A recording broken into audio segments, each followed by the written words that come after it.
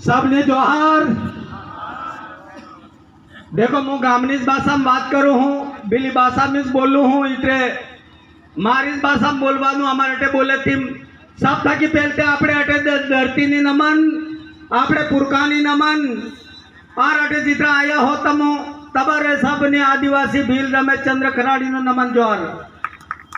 देखो आज आपड़े दा कहिया है एक थाई जाओ और आरक्षण नो मतलब थाई रह्यो है कि आपड़ू त्याळे हो तो लूटी लीधु है, आपड़े जल जंगल जमीन सब ले लीधु है ने आपड़े मन का आपड़े सोरादार की करी करीन पढ़ाविया बनानी नौकरी भी निकालता है।